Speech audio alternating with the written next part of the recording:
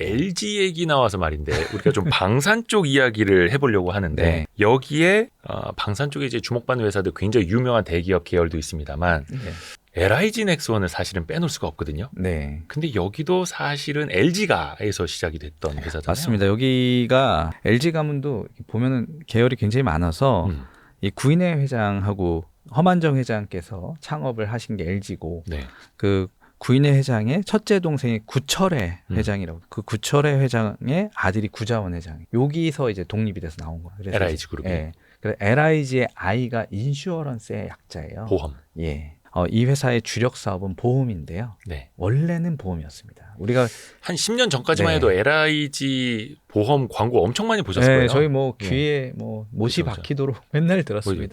된다 하면 된다 뭐 요거 로고송도 네. 유명했고. 예. 네. 근데 이 회사가 이것도 2013년께 네. 되네요. 너무나 유명했던 그 사기 어음 발행 사건. 사고를 세게 쳤죠. 예. 그러니까 이제 법정 관리에 가기 전에 2천억 원대 어음을 발행을 했고 그때 LIG 건설. 맞습니다. 더 거슬러 올라가면 이제 2008년 리먼 사태 음. 때 건설 경기가 굉장히 어려웠고 그리고 이제 2011년도께 LIG 건설이 이제 부도가 나기 직전이었는데 네네네. 그 당시 이제 어음을 발행해서 투자자들한테 엄청난 비난과 실제로 이 법정 관리로 가면서 소송까지 이어졌던 맞아요. 큰 사건이었어요. 이게 법정 관리 직전에 예. LIG 건설의 기업어음을 2천억 원어치나 발행을 했고 그때 LIG 계열의 증권사도 맞아요. 있었잖아요. 네. 거기를 통해서도 막 했었고 그래서 뭐 이 사람들 네. 막 수사 받고 막 감옥 가고 장난 아니었죠. 맞습니다. 네. 그게 이제 LIG 사태였고 그렇게 되면서 어떻게 보면 LIG 그룹은 공중분해가 됐잖아요. 사실상 해체됐고요. 그래서 예. 그룹의 주력이라 할 수 있는 LIG 손해보험은 이제 나중에 KB로 넘어가서 아 맞아요. 예. 그때 KB가 인수를 해서 예. 뭐 자진상폐도 하고 그게 지금 이제 KB 손보. 맞습니다. 그죠? 예. 예. 근데 어찌 됐든 간에 방산이 지금은 뭐 사실상 LIG 그룹의 핵심이 되었어요.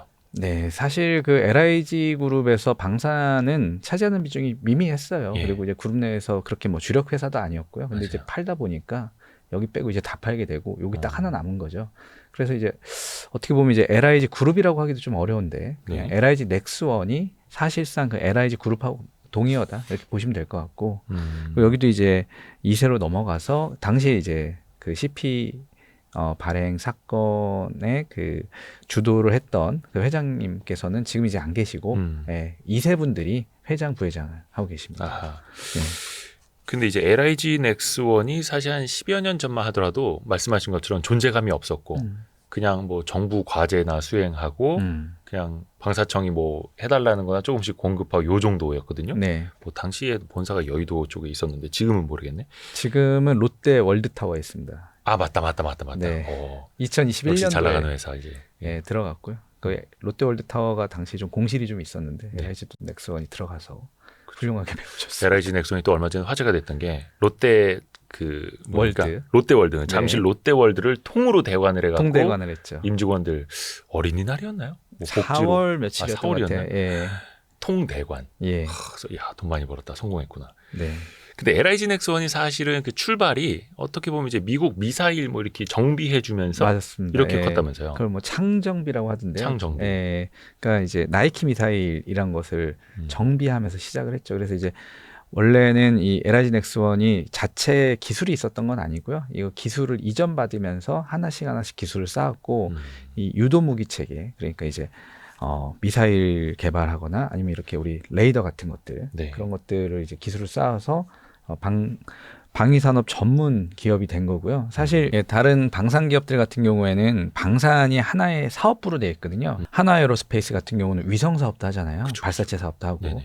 그리고 또 그 현대로템 같은 경우 그 KT 전차로 유명하죠. 여기는 원래 주력 산업은 전차가 아니라 열차입니다. 열차. 예. 네. 그래서 그런 식으로 돼 있는데 LIG 넥스원 같은 경우에는 거의 100% 방산. 방산으로 이루어져 있으니까 만약에 이제 방위 산업 쪽 투자하시는 분들한테는 좀 주목받는 회사라고 볼 수 있죠. 완전 순수하게 다른 사업 없이 방산 쪽에만 하고 있는. 예, 맞습니다. 그것도 거의 유도무기 체계 예. 특화되어 있는. 예. 근데 여기가 생긴 게 한 70년대에 설립이 돼서 음. 어떻게 보면 이제 거의 반세기 가까이 한우물을 파고 있는 거고 최근에 여기가 근데 또 수출도 엄청 많이 하지 않습니까? 그러니까 이제 방산 기업들이 과거에는 이제 우리 한국의 지정학적 특성 탓에 네. 한국 기업들한테 이제 우리가 이제 뭐 미사일뿐만 아니라 다양한 무기들을 사서 쓰니까 네. 그럼 우리가 이제 기술을 이관받아서 직접 만들어야겠다 하고 이제 하나씩 이관을 받았는데요. 그 중에 하나가 이제 당연히 미사일이 있고요. 그래서 그 주로 고객은 국내, 그러니까 국방부나 아니면 이제 육군이나 이렇게 되겠죠. 네. 그러니까 내수용이었었던 거예요. 우리나라 무기는. 그러니까 내수 무기라고 하는 것은 한계가 명확하지 않습니까? 네. 우리 국방부 예산이라는 게 뭐 1년에 뭐 몇십 조씩 늘어나는 것이 아니기 때문에 뻔하니까 이 한계를 해외 수출을 통해서 최근에 이뤄냈는데 이게 뭐 좀 아이러니하게 전쟁은 좀 나쁘고 좀 참혹한 것입니다만 러시아가 이제 우크라이나를 침공하면서 이 안보 이슈가 불거지면서 공교롭게 또 이 유럽에서 문제가 아니라 이 중동에서 중동 국가들이 여기에 이제 무기를 많이 사기 시작했어요.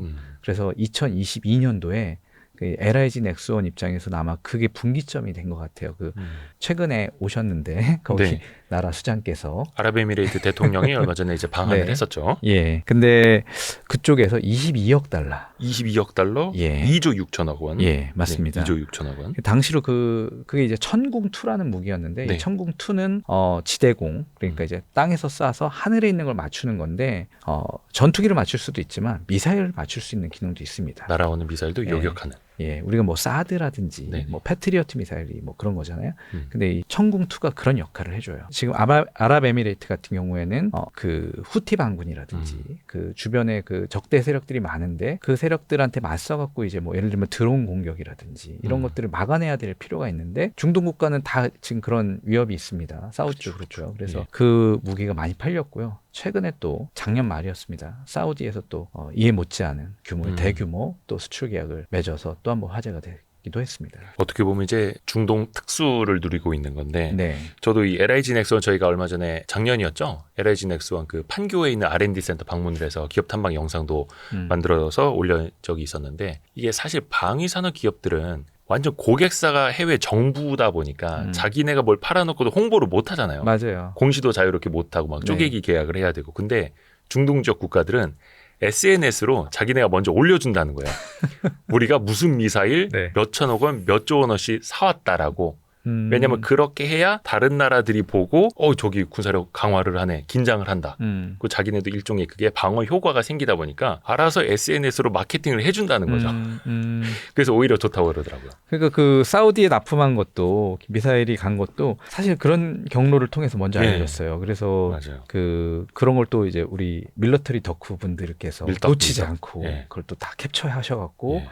이미 공시도 하기 전에 맞아요. 밀떡들은 알고 있고. 네, 다 알고 계시더라고요. 그래서 이런 나라들은 이제 국방부에서 먼저 SNS로 홍보도 해준다. 이제는 사우디아라비아 그리고 또 거기 넘어서서 또 유럽 쪽으로도 많이 나가야 될 텐데요. 근데 여기가 하고 있는 게 되게 많더라고요. 요즘에 엘셈이라고 하나요? 맞아요. 예. 중궤도라고 합니까? 네. 예. 그래서 궤도가 있죠. 그래서 이제 저도 그 정확한 궤도의 그 높이는 기억이 안 나는데 그래서 이제 우리가 뭐 사드로 맞출 수 있는 게 있고 패트리어트로 맞출 수 있는 게 있고 이런 궤도들이 다 있거든요. 네. 근데 이제 엘셈은 그 높이 좀 높은 곳에서 맞출 수 있는 것이죠. 그래서 그것까지도 최근에 테스트 통과했다 이런 기사들도 최근에 또 나오기도 했었습니다. 그래서 점점 더 기술력도 그렇고 고도화되고 있는 것 같고.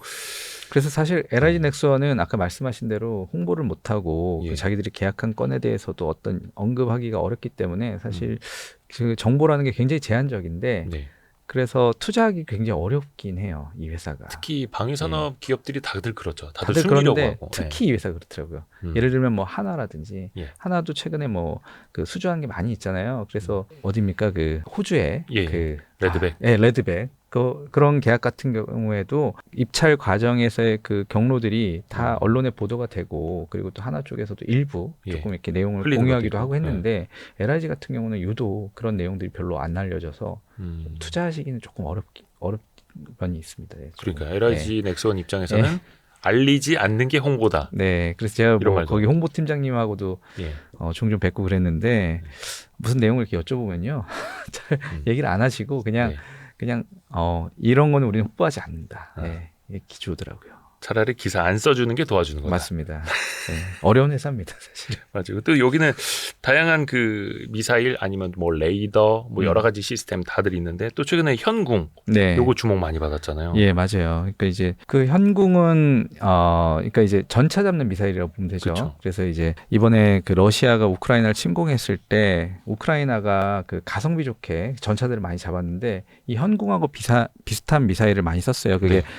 제블린 미사일이란 건데요. 네. 그 미국이 우크라이나에 이 제블린을 제공을 하면서 세계적으로 지금 제블린이 재고가 부족하다고 합니다. 이게 이제 전차를 잡는. 예. 네. 근데 이게 7, 8년치 생산량을 한꺼번에 지원을 했고 그러면서 이제 미국도 제블린 미사일이 부족하니까 자기들이 훈련할 수 있는 미사일이 필요한 상황이고요. 네. 그리고 유럽에서도 지금 미사일이 부족한 상황인데 그래서 이 현궁은 주문을 하면 바로 또 이 가져다 주고 또 가격도 제블린에 비해서 훨씬 싸다고 그러더라고요. 그래서 예. 제블린이 한 3억 정도 하는데 이건 예. 한 1억 5천 정도. 반값. 예. 그래서 가성비도 좋고. 그러니까 제블린이 이제 나오면서 이제 전차의 시대가 가는 것 아니냐, 저무는 것 아니냐 이런 이야기가 나올 정도로 그냥 군인 한두 명이서 퐁 하고 쏘고 도망가고. 맞아요. 근데 이제 전차는 박살이 나고. 네.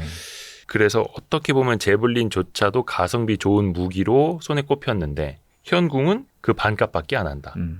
근데 약간 사거리가 좀 짧다면서요, 현궁이. 그러니까 이제 이 현궁 같은 경우는 한국에서 개발된 거기 때문에 한국에 맞게 산악지원에 맞게 이렇게 돼 있는데 유럽은 뭐 아시겠지만 평지가 많다 보니까 여기는 좀 길게 나가야 되거든요. 근데 그건 이제 우리가 우리에 맞게 사거리를 조정해서 그런 것이지 또 그 수출용은 조금 더 개량을 해갖고 사거리를 늘릴 수 있다고 합니다. 아하, 그래서 현재는 2.5km 예. 사거리 수준인데 이것도 못 늘리는 게 아니라 네. 개량을 해서 또 수출을 하면 된다. 예. 최근에도 여기도 그렇고 뭐 수출이라든지 실적 뭐 이런 게 계속 올라오고 있어가지고 그렇죠. 이게 또 풍산을 보면은 이게 뒷목 잡으시는 분들 많이 계시거든요. 왜요? 그때 살 걸, 이게 껄껄껄. 네네네. 제가 예전에 얼마 전에 투자 모임, 스터디 모임 하는 데 갔었거든요. 근데 어떤 분이 풍산을 이제 발표를 하셨어요. 근데 이제 다들 그 전쟁 끝나면 어떻게 할로? 그 전쟁 끝나면 다 이 얘기 하셨거든요. 네. 그러면서 막 다 딴짓 하시더라고요. 핸드폰 보고. 그게 작년 하반기쯤이었거든요. 근데 줄줄줄 흘러내리다가 네. 어느 날 보니까 와 다시 한번 날아가더라고요.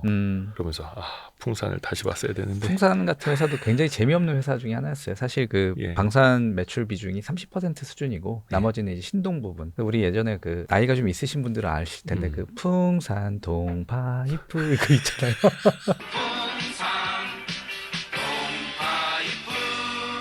네. 그래서 그런 동파이프 만들고 소전이라고 해서 이제 우리 동전의 원재료가 된다고 해야 될까? 그러니까 이제 그 숫자를 파기 전에 그래서 유로화도 다 이 풍산에서 만들어주고 그러거든요. 그러니까 그냥 밑 바탕을 이제 제공을 하는 거죠. 예. 네. 근데 그래서 사업이 사실 방산 부분은 그렇게 절반이 채 안 되니까 이 회사를 방산주로 분류하지도 않았어요, 과거에는. 근데 이제 최근 들어서 방산주로 이제 보게 되고 있죠. 군대 갔다 오신 분들이 뭐 그 메이커까지 보지는 않으십니다만 대부분의 포탄, 총알, 풍산께 제일 많잖아요. 그러니까요. 우리 뭐 예비군을 가면 풍산 다 마크 다 보셨을 겁니다. 그리고 155mm 포탄. 이게 155mm가 그 세계 2차 대전 때부터 쓰였던 포탄인데 이게 구경이 딱 이 미국하고 유럽, 한국이 많이 쓰거든요. 그래서 무기 호환이 잘 돼요.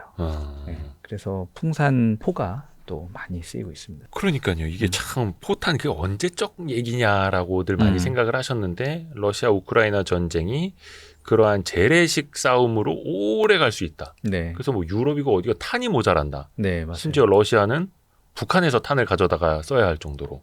그러면서 풍산도 또 한 번 또 주목을 받았었죠. 그러니까 사실 현대식 전쟁이 일어난다면 우리는 뭐 항공모함 떠다니고 전투기가 막 쏘고 이럴 줄 알았는데 막상 전쟁이 일어나니까 결국에는 다 포탄 싸움이더라. 그래서 지금 전쟁의 양상이 다 그렇잖아요. 지금 가자 지구에서 나타나는 그런 전쟁의 양상도 뭐 물론 뭐 미사일도 쏘고 합니다만 결국에는 지상군이 가서 거기서 이제 다 정리를 하는 그러니까 이제 포가 많이 필요한 것이고 풍산 같은 경우는 아주 재래식 무기만 만들기 때문에 사실 뭐 최첨단 무기도 아니에요. 전차도 아니고 그 포탄 들어가는 거잖아요. 근데 이 전쟁이 나서 자기들끼리 이제 뭐 포도 쏘고 뭐도 쏘다 보면은 그 안에 들어가는 것들이 많이 필요하잖아요. 그러니까 소모품들이 많이 필요한데 그 소모품이 바로 이제 포탄이 되는 것이고 총알이 되는 것이죠. 그래서 풍산이 사실상 그러니까 과거에는 스포츠탄이라고 해서 우리 그 미국에서 그 미국은 이제 총기가 허용이 되다 보니까 네네네네. 그 총알을 많이 필요로 하는데 네네네. 저도 미국에 잠깐 체류해 봤는데 예. 거기 시골 가면은 그 애기들도 막 총 쏘고 그러더라고요. 그냥 그 연습으로. 사람 없는 산에 들어가서. 네, 뭐 예. 깡통 같은 거 쏘고 뭐 네, 이러는데 그 스포츠탄을 많이 팔았어요. 그래서 어. 미국에 수출용으로 그렇게 많이 팔았는데 최근에는 이제 그래서 그때 당시에는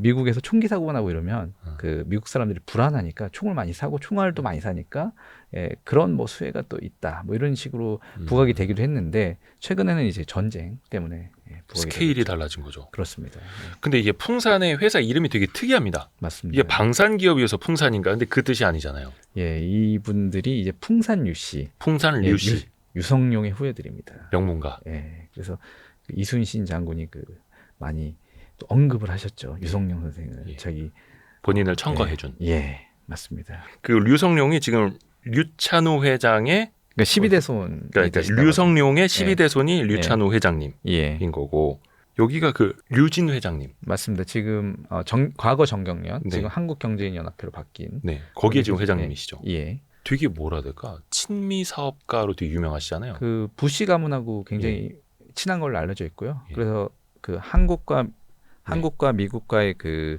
관계를 좋게 한 사람들한테 주는 상이 있어요. 벤플리트 상이라는 게 있는데 네네네. 이 벤플리트 상도 받으셨고, 예, 그래서 미국에서 뭐 예전에 뭐 부시 대통령 뭐 취임식이라든지 맞아요. 뭐 이런 국직한 행사 있을 때 류진 회장님 성함이 또 빠지질 않아요. 예, 맞습니다. 근데 이게 방산 사업을 하는 데는 또 엄청나게 또 도움이 될 테고요. 맞습니다. 사실 방산이 지금 네트워크 사업이라고 예전에는 했잖아요. 그 보면은 한화 김승현 회장님도 음. 그 미국에서 친분이 많으시잖아요. 맞아요. 그러니까 그래서 뭐 초청받아서 네, 가시기도 하고 네, 한화도 뭐 이런 총알 사업을 먼저 했으니까. 네. 예, 화약도 했었고 예, 그래서 지금 풍산이 또 엄청나게 호황을 맞고 있고 근데 여기가 재래식 무기만 하는 거는 아니고 또 뭔가 첨단 무기도 많이 준비를 하고 있더라고요. 근데 그 풍산이. 첨단 무기라는 게 아직은 예. 가시화되지 않아갖고 좀 얘기하기 좀 그런 수준이긴 한데. 아덱스였나요? 아, 네. 방산 그 네. 전시회 가서 봤는데 아, 보셨구나 직접 그거. 그냥 예. 155mm 포탄처럼 생기긴 했는데 예, 그러니까 이건 텀블러인데 네. 진짜 이런 거에다가 뒤에 뭐 맞아요. 이렇게 날개를 달아놓고 맞아요. 쫓아가서 때리는 타우러스처럼 예. 지가 그 활공을 할 수 있는 날아갈 수 있는 그런 포탄? 네. 아니면 좀 드론처럼 직접 생긴 보셨구나. 포탄? 저는 그냥 영상으로만 봤는데요. 아니 뭐 모형이겠죠, 뭐 거기까지 아, 나온 거네. 네네. 아무튼. 그래서 오 이런 것도 있구나. 예. 그냥 포탄이 아니구나. 그래서 이 회사도 뭔가 차세대 뭔가를 또 준비하고 있구나. 이런 것도 저도 이제 재밌게 봤습니다. 지금 사실상 금호 그룹은 존재하지 않는다고 봐야 되는 거죠. 그렇지. 그러니까 우리가 아는 금호그룹이라는 게 이제 금호 아시아나 예. 그룹인데요. 금호 아시아나 그룹은 사실상 해체가 됐고요. 네네. 여기 지금 남아 있는 회사라고 해봐야 뭐 금호 산업, 그러니까 개발 사업하는 금호 사업 산업하고 금호 고속 정도 있고요. 고속버스. 예. 그리고 이제 사실상 계열 분리가 된 것이 금호 석유화학이 있습니다.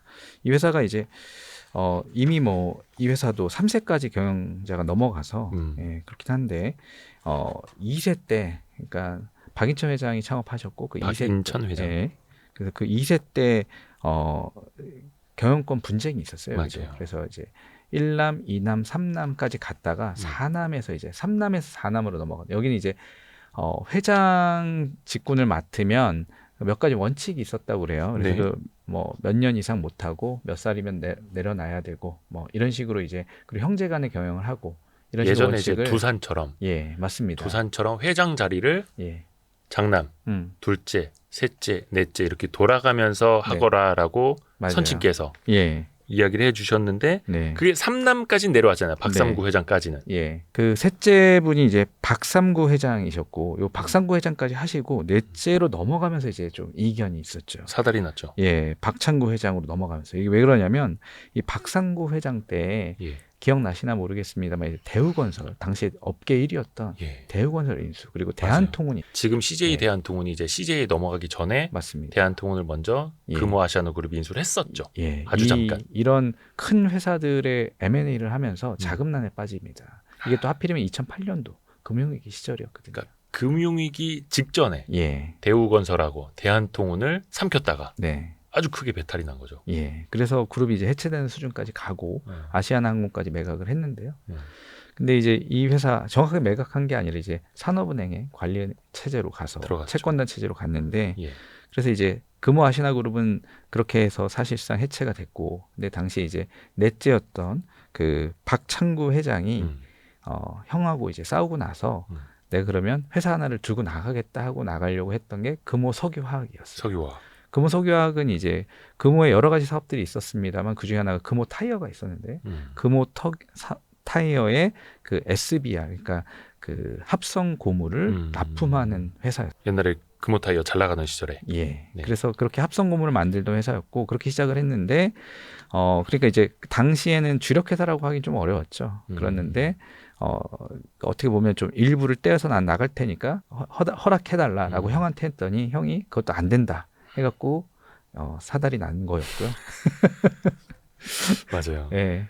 제가 기억에 남는 게 2008년에 저도 이제 증권부 기자 생활을 했었는데 그때 금호 아시아나그룹 기자회견에 갔던 기억이 납니다. 네. 그때 이제 대한통운하고 네. 대우건설 때문에 네. 그러면서 이제 채권단 관리를 받게 됐고 박상구 회장하고 이렇게 박창구 회장 보셨나? 성향이 너무 다르시더라고요. 그렇죠. 보셨죠. 그래서 성향이 완전히 다르세요. 형제신데도 이 박창구 회장 같은 경우는 굉장히 신중하신 스타일이에요. 신중하시고 조금 뭐랄까 경영 스타일도 보수적이고. 예. 근데 이제 박상구 회장님은 막 질러. 당시 보면은 저 사람들 만나면요 정말 화통하셨고 막 질러. 예, 막 질렀어요. 그래서 M&A 할 때도 막 지르고. 예. 근데 박찬구 회장, 금호 석유화학 지금 회장님은 M&A 같은 거 거의 안 하려고 하고 막. 맞아요. 예. 예. 그러니까 형제 간의 경영 스타일도 다르고 어떻게 보면은 회장을 이제 승계하는 절차도 좀 어그러지면서 네. 감정적으로도 굉장히 멀어졌고. 왜냐하면 이제 또 이제 박상구 회장께서 네. 그 동생한테 회사를 주려고 했던 게 아니라 아들한테 주려고 아들한테. 했어요. 예. 또 네. 그것도 이제 좀 빌미가 됐죠. 맞아요. 그 이렇게 아들한테 줄 거면 난 갖고 나가겠다 이러면서 또 싸움이 된 거였고. 근데 이제 박창구 회장한테 그것도 예. 뭐 스무스하게 떼준 것도 아니고 맞습니다. 이 금호 아시아나그룹이 위기에 빠진 다음에 예.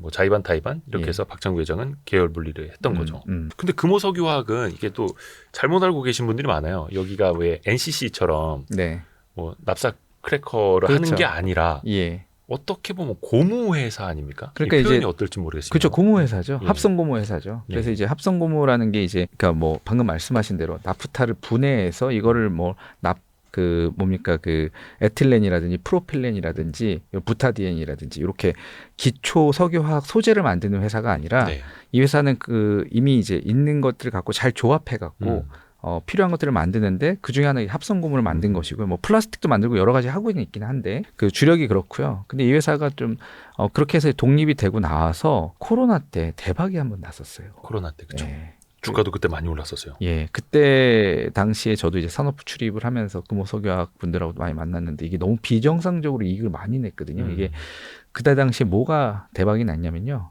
정말 의외의 곳이었는데 MB 라텍스라고 라텍스 장갑의 원료가 대박이 났어요. 예, 근데 이게 생각을 해보시면 우리가 그 지금은 라텍스 장갑을 굉장히 흔하게 많이 쓰는데 네. 코로나 전까지만 해도 라텍스 장갑은 정말 제한된 영역에서 거의 뭐 네. 병원에서나 가끔 볼까 말까 했던. 그렇죠. 그럼 뭐 집에서는 고무장갑 예, 아니면 비닐 장갑. 맞아요. 위생장갑 이런 예, 거였는데. 우리 쓰레기 버리러 나갈 때 네. 많이 끼시는. 근데 코로나 때는 집에서도 라텍스 장갑을 쓰기 시작을 했죠. 맞아요. 그래서 뭐 급식실부터 시작해서 뭐 안 쓰는 곳이 없었는데요. 네. 그러니까 이게 수요가 전 세계적으로 폭발하다 보니까 그 당시에 이제 코로나 이렇게 말하면 좀 어폐가 있지만 코로나 특수라고 했죠. 예, 그래서 이제 맞아요. 예. 코로나 특수를 노렸던 회사들이 뭐 여러 가지가 있는데 그 중에 하나였고요.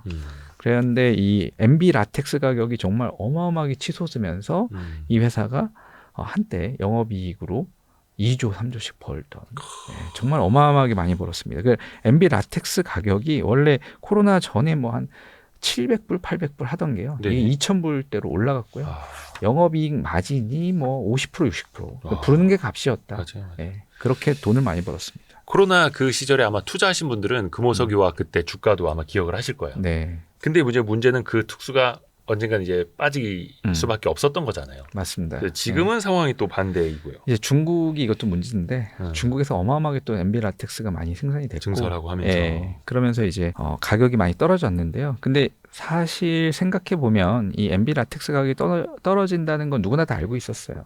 다만 이게 좀 특수가 오래 지속될 것이냐의 차이였던 건데, 근데 이 MB 라텍스 가격이 떨어지고는 있지만 결국에는 지금 매출 영업이익 수준은 과거에 그 특수했던 상황에서 벗어나서 정상화되는 과정이다, 이렇게 보는 사람도 있습니다. 그러니까 이제 오히려 이게 정상이다. 예, 그렇죠, 예. 그렇죠. 근데 이제 제가 그 특수였던 때를 회상하면 네. 저는 이제 좀 그게 좀 인상적이었어요. 그러니까 돈을 많이 벌면요, 네. 만약에 금호석유화학의 회장이다 본인이, 그러면 뭘 먼저 할 것 같아요? 돈을 많이 벌어서 쌓아놨어요. 예, 예. 지금 라텍스 특수로 막 몇 조씩 이익이 들어오고 있어요. 네네. 그럼 저 같으면 금호석유화학을 기반으로 금호그룹을 재건하고 싶다라는 생각이 들지 않았을까? 보통의 회장님들이라면 네. 다시 재건하려고 하죠. 예를 들면 아시아나항공 매물로 나왔었잖아요. 그렇죠, 그렇죠. 예.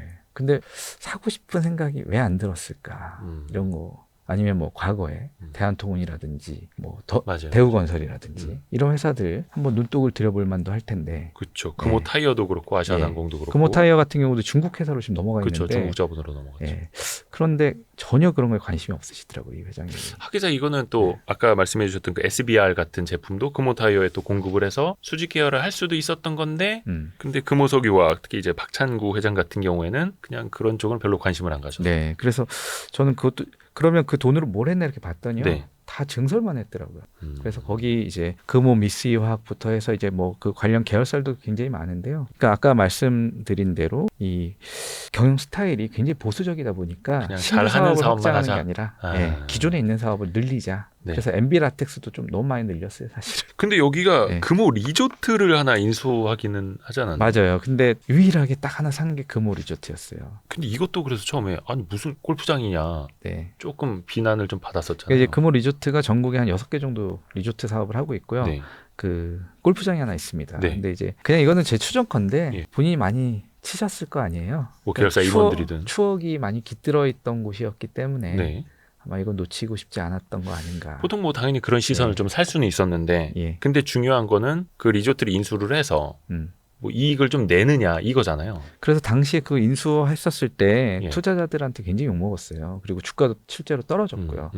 연간 사업이 아니다 보니까. 근데 이게 뭐 최근 들어서 이제 다시 실적이 회복하고 있습니다. 그 리조트가요? 예, 이제 요즘 뭐 코캉스도 많이 가시고 네. 여행 많이 가시잖아요. 네네. 코로나 끝나고. 그래서 리조트 산업이 지금 최대 호황인데 아. 여기도 영업이익이 작년에 100억 이상 났어요. 그러니까 이제 뭐 금호석유화학 잘 벌 때 뭐 몇 조씩 이익 났던 거에 비하면 별거 아닐 수 있겠습니다만 그래도 나름의 효자 사업이 된 거죠. 예. 그리고 또 예전에는 친형하고 경영권 분쟁을 벌였다면 지금은 조카죠. 맞습니다. 그래서 예. 이제 박인천 회장의 둘째 아들. 박정구 회장의 아들인 예. 박철환 전 상무. 예, 예. 네네네. 이 박철환 전 상무가 이제 거기 사실 개인 주주로서는 1대 주주였어요. 그래서 개인으로 따지면. 네네. 과거에는.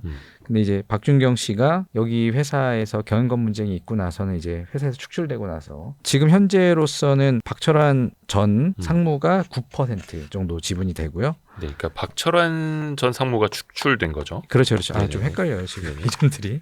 죄송합니다. 다시 한 번만 다시 정리하고 갈게요. 해서 그 개인으로 따지면 단일 최대 주주가 박철환 네. 전 상무잖아요. 맞습니다. 이 조카고요. 박찬구 회장의 그 둘째 형의 아들입니다.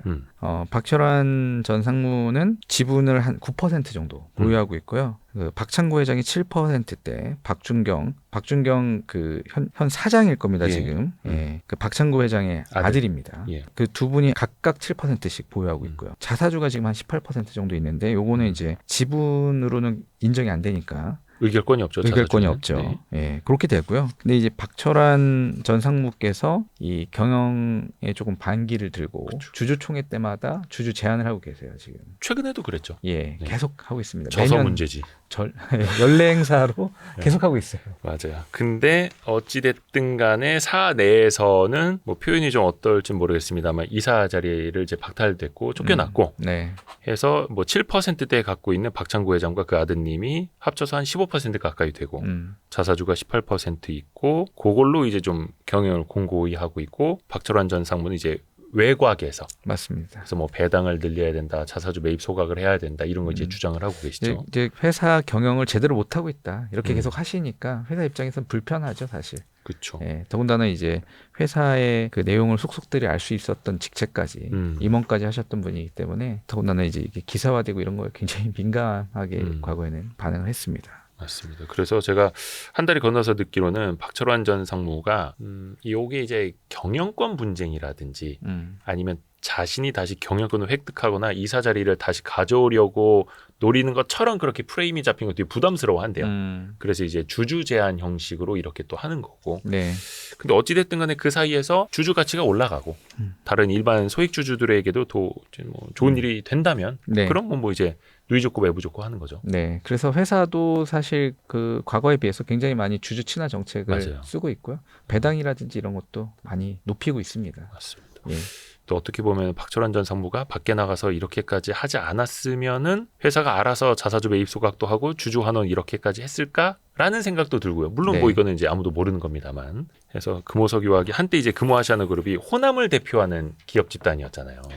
예, 호남 분들이 그런 게 많으시더라고요. 이제 호남 대표 기업들이 이제 많지 않다 보니까 예, 금호가 그 중에서 대표 주자 역할을 했는데 이 회사가 안 좋게 되니까 이제 뭐 또 지역 프레임을 자꾸 씌워서 이 호남 기업 죽이기 뭐 아니냐 이런 얘기까지 나왔었죠. 한때 그런 얘기가 예. 있었는데 모르겠습니다. 그럼 뭐 저희가 네. 알 수 있는 거는 아니고 금호 아시아나 그룹은 이제 역사의 뒤안길로 사라졌고 금호 석유화학은 또 앞으로 이제 어떻게 될지는 또 지켜봐야겠고요. 그 대단한 기업의 만만한 성공 스토리, 정말 재미있게 어렵지 않게 기업들의 스토리를 알 수 있는, 앞에서 말씀드린 것처럼 5분 저희 좋은 댓글 써주시는 분들 선정을 해서 책 보내드릴게요. 많이들 댓글 남겨주세요. 한국경제신문의 안재광 기자였습니다. 고맙습니다. 고맙습니다. 아유 감사합니다.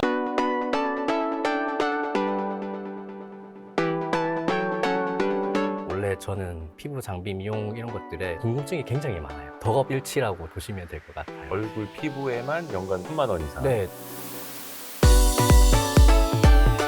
시술을 여러 번 받아보면은 될 것 같다, 안 될 것 같다 감이 와요. 내가 직접 몸으로 가서 시술을 해보는 게 결국에는 피부 미용 섹터에 있어서는 남들이 가지지 못하는 엣지가 되는 거죠.